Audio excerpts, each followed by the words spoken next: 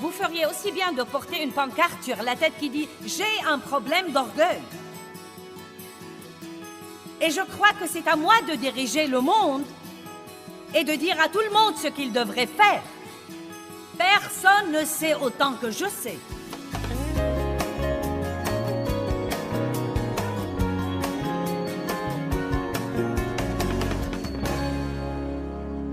Vous savez quoi, je ne crois pas qu'il y ait quelque chose qui soit plus difficile à trouver que l'humilité. Proverbe chapitre 6, verset 16. Il y a 6 choses que hait le Seigneur. Et 7 sont pour lui une abomination et une horreur. La 7e est celui qui sème des querelles entre des frères. Semer des querelles entre des frères vient aussi de l'orgueil. Mais la toute première chose sur cette liste que Dieu hait est les yeux hautains. C'est-à-dire l'esprit qui fait qu'on se surestime et qu'on sous-estime les autres. Waouh! Nous croyons que nous sommes meilleurs que les autres. Beaucoup de confessions d'église croient qu'elles sont meilleures que d'autres confessions d'église. Il n'y a rien de plus triste pour moi que d'entendre un pasteur en chair rabaisser une autre confession.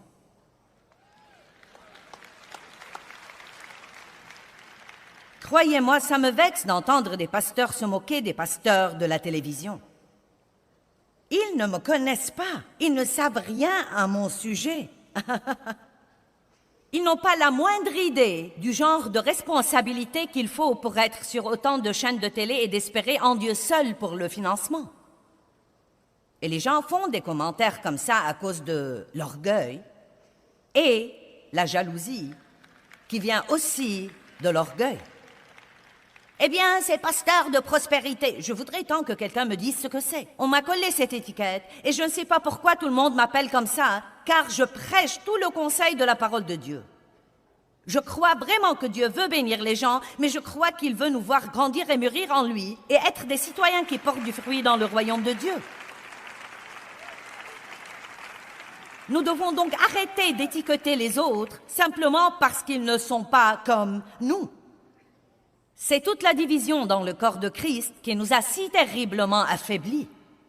Pouvez-vous imaginer ce qui arriverait si les baptistes et les méthodistes et les luthériens et les catholiques et les pentecôtistes et ainsi de suite s'aimaient tous vraiment les uns les autres et s'accordaient et travaillaient ensemble? L'union fait la force. Et pourquoi sommes-nous divisés? L'orgueil. Ma voix est la seule voix. Puis-je vous révéler un secret? Je ne crois pas que nul de nous ait toute la vérité. Nous allons tous découvrir des tas de choses sur nos doctrines quand nous serons au ciel.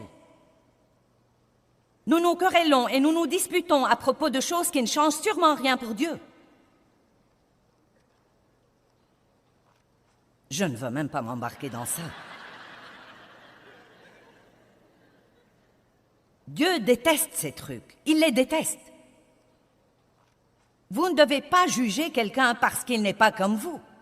Je ne dois pas juger quelqu'un parce qu'il n'est pas comme moi. Au cas où vous ne l'avez pas remarqué, Dieu aime la variété. Et nous avons tous notre petite marque d'étrangeté. Bonjour. Bonté divine. Matthieu 11, à partir du verset 28. Il dit, « Venez à moi, vous tous qui vous fatiguez et qui êtes chargés et accablés, et moi je vous donnerai du repos. Je soulagerai et défendrai et rafraîchirai vos âmes. Prenez mon joug sur vous et apprenez de moi, car je ne cherche pas à vous dominer. Je suis doux, humble de cœur, et vous trouverez le repos, le soulagement, le rafraîchissement et la détente, la récréation et le calme béni de vos âmes. » Vous savez quoi? Un cas sérieux d'orgueil est dur pour vous. Car vous passez tout votre temps à juger et à critiquer et à devoir avoir raison au sujet de tout, à devoir avoir une opinion sur tout, à parler beaucoup trop, à raconter à tout le monde ce que vous croyez. Je crois.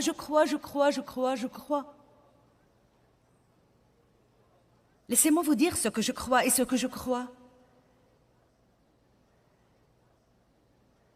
Je vais de temps en temps déjeuner avec un groupe de pasteurs Et il y a de nombreuses années, j'ai commencé à remarquer que c'est à peine si nous mangions, car nous parlions de ce que nous faisions. Je fais ceci et je fais cela, et mon église fait ceci, et mon église fait cela, et gna gna gna gna gna. Et un jour, quand je suis allée déjeuner, le Seigneur m'a dit « Maintenant, je veux que tu ne dises rien à moins que quelqu'un ne te demande ce que tu fais. » J'ai découvert qu'il ne s'intéressait pas à ce que je faisais. Tout le monde se fichait pas mal de ce que je faisais. Nous nous réunissons si souvent et nous ne nous intéressons pas les uns aux autres. Nous essayons juste de nous impressionner les uns les autres. Ouh, je prêche bien.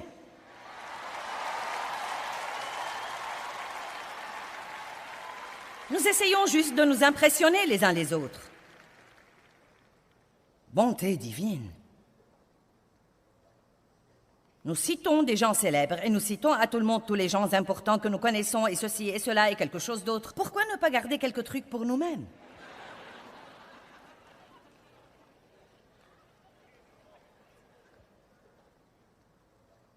« 1 Pierre, chapitre 5, verset 5.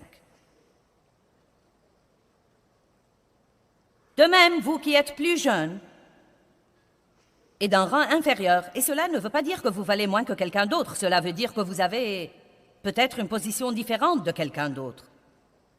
Soyez soumis aux anciens, aux ministres et aux guides spirituels de l'Église. Tout le monde veut avoir ses propres affaires et faire ce qui lui plaît. Et si on vous corrige dans une église à propos de quelque chose, la première chose que vous faites, c'est de trouver une autre église et y aller. Et si on ne vous met pas dans une position dès la première semaine, vous dites que l'Église n'entend pas de Dieu parce que vous êtes si doué et qu'il devrait vous utiliser. Oh mon Dieu, humiliez-vous sous la puissante main de Dieu et laissez-le vous élever, laissez-le vous exalter. Je me rappelle quand j'ai d'abord commencé à enseigner, et vous savez, Dieu m'avait donné ce don et, vous savez, je savais enseigner. J'étais douée pour ça. J'avais le sens de la communication. Eh bien, je donnais une étude de Bible à la maison, 20 à 25 personnes. Et s'il y en avait 30, c'était la foule. C'était tout ce que je faisais. Mais je savais enseigner comme j'enseigne aujourd'hui, sauf que je n'avais aucun bon sens. Si vous croyez que je dis des trucs drôles maintenant, vous auriez dû m'écouter à l'époque. Et quand j'ai commencé à enseigner la Bible, je vous dis la vérité vraie. Je m'asseyais par terre et j'étais en short court, non mais aussi court que je pouvais en trouver. Et je soufflais la fumée dans la figure de tout le monde pendant que j'enseignais.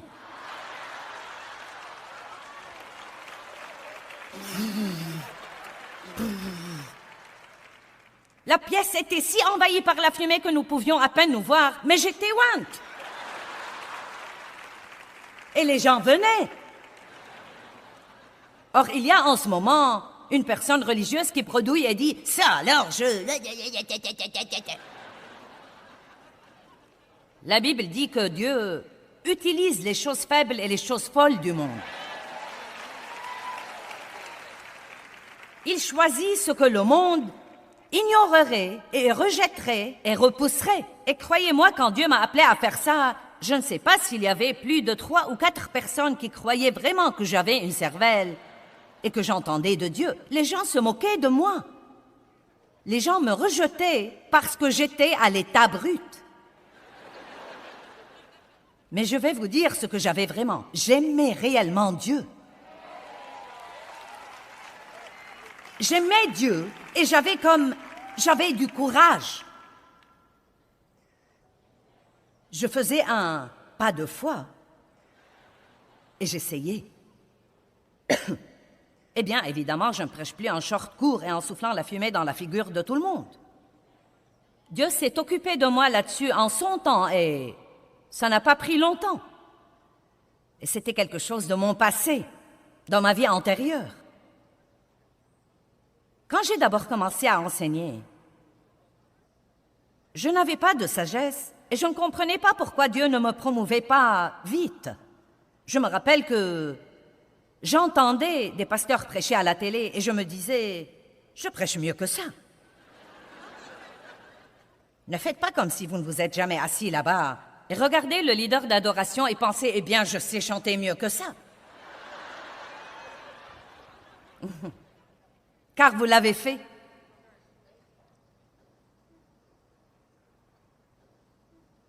Je faisais ça par ignorance. Vous voyez, je croyais que le talent était tout ce qui comptait. Il m'a fallu quelques années pour apprendre que Dieu donne à beaucoup de gens des dons qui peuvent les prendre quelque part, mais qu'ils n'ont pas assez de caractère pour rester là une fois qu'ils y arrivent. Donc nous avons beaucoup de charisme sans caractère dans le monde aujourd'hui. Quelqu'un qui se lève et impressionne la foule, mais qui ne vit pas vraiment dans les coulisses la même vie qu'il dit aux autres de vivre. Eh bien, je ne m'intéressais pas à écouter les gens plus âgés que moi non plus. Oh, toi, cette vieille dame, que c'est-elle? Et c'est probablement la pire attitude que vous puissiez avoir. Non, mais quand vous rencontrez quelqu'un qui marche avec le Seigneur depuis 30 ou 40 ans, non, mais vous devriez vous taire et écouter tout ce qu'il dit. Vous devriez rester pendu à ses lèvres, observer comment il se comporte, observer tout ce qu'il fait. Entrez dans chaque situation avec l'attitude « Je vais apprendre quelque chose de toi, tu as vécu plus longtemps que moi, tu as plus d'expérience que moi et je veux absolument apprendre tout ce que je peux apprendre de toi. » Nous avons besoin d'un changement dans notre société quant au respect de l'autorité et le respect des gens qui ont vécu plus longtemps que nous.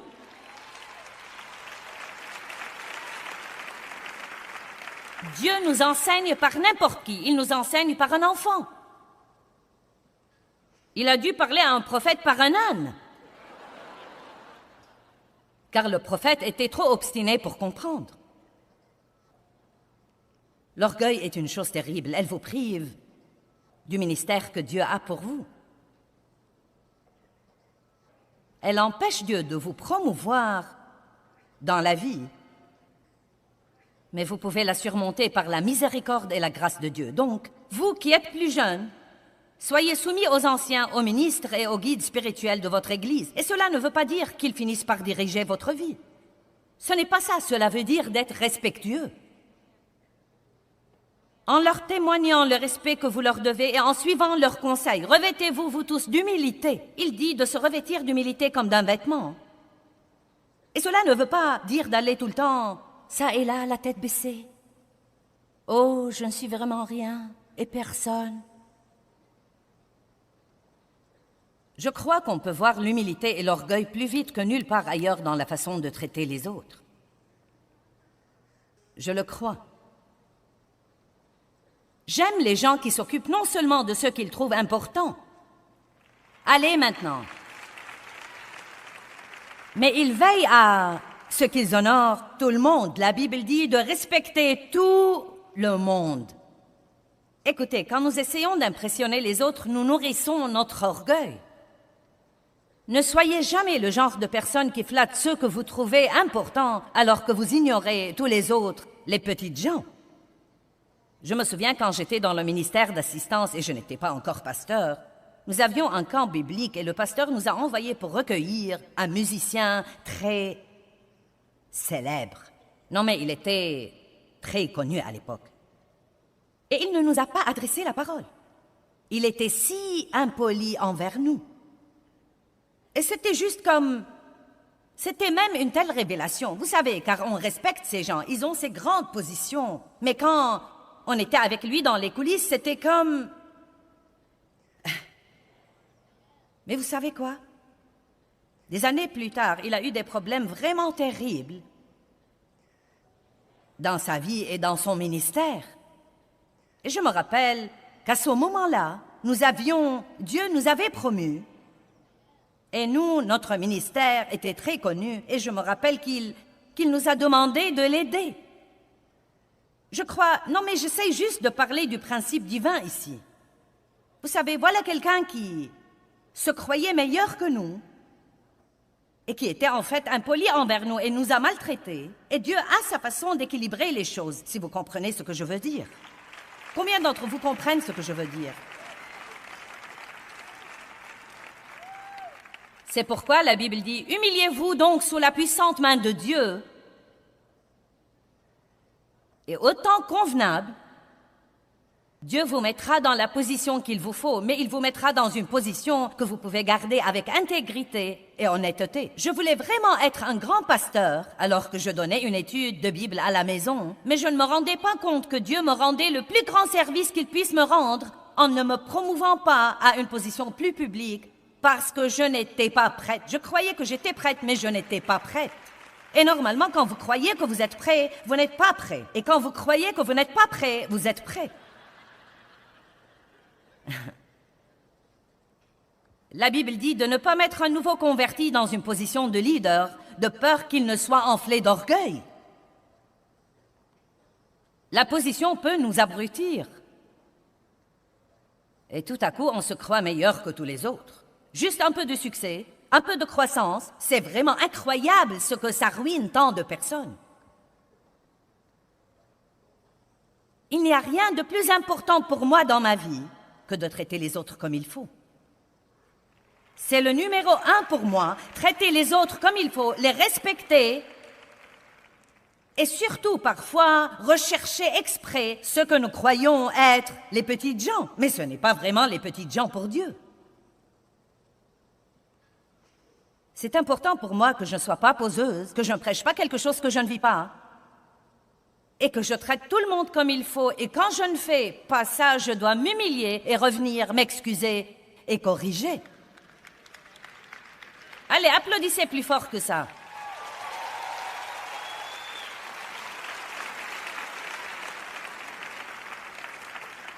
Maintenant, toujours dans 1 Pierre 5,5, nous apprenons beaucoup de leçons. Revêtez-vous d'humilité pour que sa couverture ne vous soit jamais enlevée.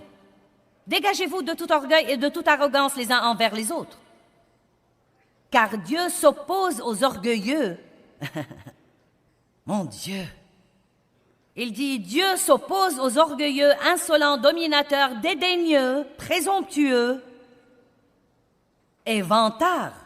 Il s'oppose à eux, les contrecarre et les vainc. Mais il donne la grâce, la miséricorde et la bénédiction aux humbles. Humiliez-vous, donc rétrogradez-vous. Abaissez-vous dans votre propre estime. Et tout cela veut dire avoir l'attitude « je ne suis meilleur que personne ». Je suis aussi bon que tous les autres, mais je suis meilleur que personne. Je ne suis ni inférieur ni supérieur aux autres, je suis en Christ. Et tout ce que je sais le faire parce que Dieu m'a donné le don de le faire. Et je ne dois pas me comporter comme si c'était quelque chose que j'ai moi-même fait. Je dois tout simplement être reconnaissant de ce que Dieu me permet de faire.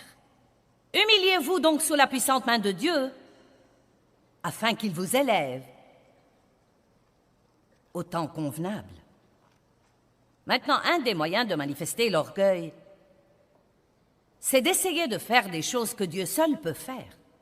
Nous devons laisser Dieu être Dieu. Vous n'êtes pas le Saint-Esprit junior, croyez-le ou non.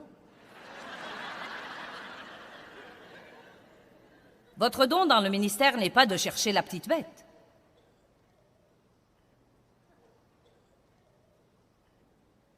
Vous savez, il y a en fait des gens qui ont des ministères.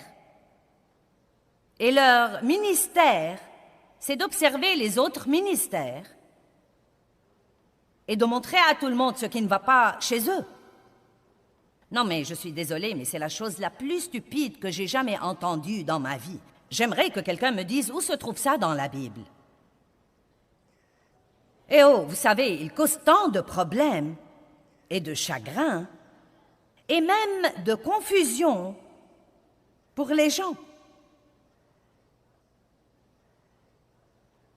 Une des choses que j'ai gaspillées, que tout le monde dise gaspiller. J'ai gaspillé tant de temps à essayer de faire des choses que je ne pouvais pas faire. Et une de ces choses était d'essayer de me changer moi-même. Vous ne pouvez pas vous changer, Dieu seul peut vous changer. J'allais à l'église et j'écoutais un message sur la bouche et je rentrais à la maison et décidais de me taire et de ne rien dire. Eh bien, je passais à l'autre extrême et je me taisais et ensuite je me sentais déprimée et je ne comprenais pas pourquoi je me sentais déprimée alors que j'essayais de faire ce qu'il faut. Et Dieu m'a dit, eh bien, tu te tais, mais rien n'a changé à l'intérieur. Allez, c'est un bon message. Vous voyez, je pouvais me discipliner et dire, eh bien, je vais me taire pour ne pas m'attirer des ennuis. Mais Dieu regarde la disposition cachée du cœur. Et la raison pour laquelle nous ne pouvons pas nous changer nous-mêmes sans l'aide de Dieu est que tout ce que nous pouvons faire est d'essayer de contrôler ce comportement extérieur, mais Dieu doit entrer à l'intérieur et travailler en nous pour changer les motifs de notre cœur. Et donc, même si j'arrache une mauvaise herbe de ma vie, une autre surgira autre part, car j'ai toujours le même intérieur. C'est Dieu qui fait le changement en nous. Et ce que nous devons faire, c'est de nous mettre à genoux devant Dieu et dire « Mon Dieu, le message hier soir m'a convaincu. Et Seigneur, je sais que je dois changer sur ce plan. Je suis coupable, Dieu, je me repens. Pardonne-moi, s'il te plaît. Et si tu ne me changes pas, Dieu, je resterai comme ça pour toujours. »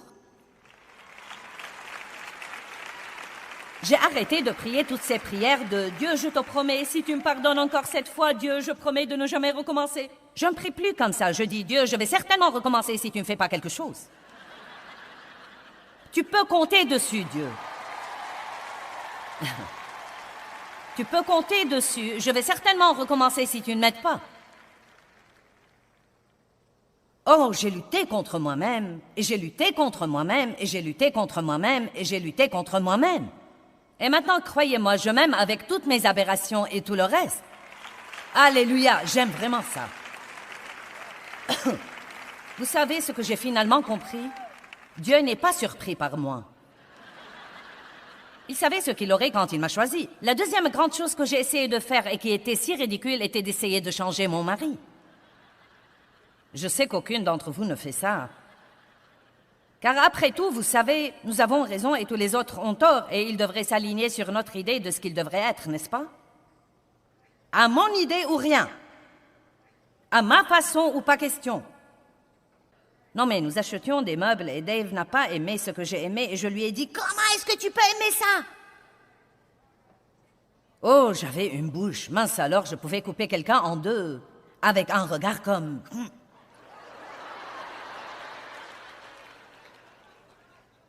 Allez, voyons votre meilleur regard de vous avez l'air stupide. Laissez-moi voir, comme...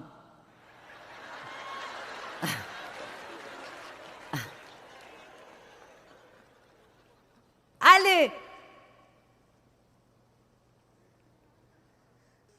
Vous n'avez pas besoin d'ouvrir la bouche. Beaucoup de fois, c'est juste comme...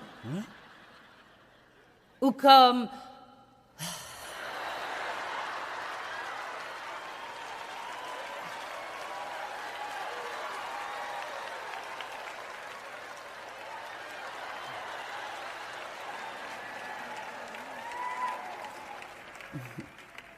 Pour chacune de ces choses, vous feriez aussi bien de porter une pancarte sur la tête qui dit « J'ai un problème d'orgueil ».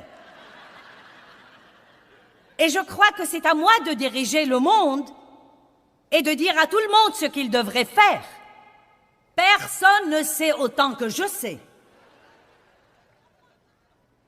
Oh mon Dieu, nous nous amusons. Ouh, alléluia!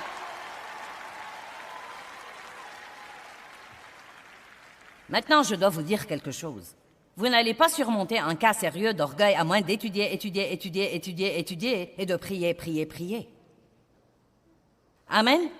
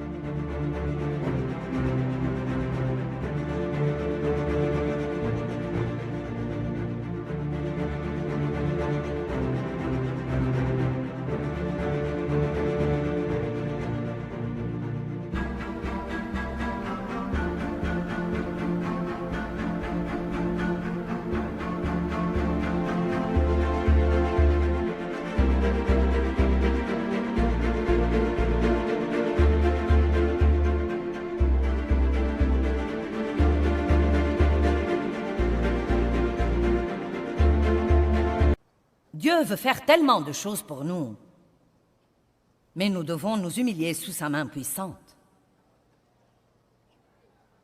Ne passez pas un jour de votre vie sans dire « Dieu, sans toi, je ne peux rien faire ». J'ai probablement déjà dit ça à Dieu 15 fois aujourd'hui. Je commence quand je pose mes pieds sur le plancher. Dieu, je ne suis rien sans toi. Si tu ne m'aides pas, Dieu, je vais m'effondrer et faire de ma vie un grand gâchis. Dieu, aide-moi, aide-moi, aide-moi, Dieu. J'ai besoin de toi, aide-moi. Pour moi, vivre, c'est Christ, et mourir m'est un gain. Je vis pour ta gloire. J'ai besoin de toi. Aide-moi à traiter les autres comme il faut. J'ai déjà prié à propos de ma bouche. Dieu, si tu ne mets pas ta main sur ma bouche pour la garder fermée, je dirai probablement des choses que je regretterai après les avoir dit. J'ai besoin de toi, Dieu. Aide-moi, aide-moi, aide-moi.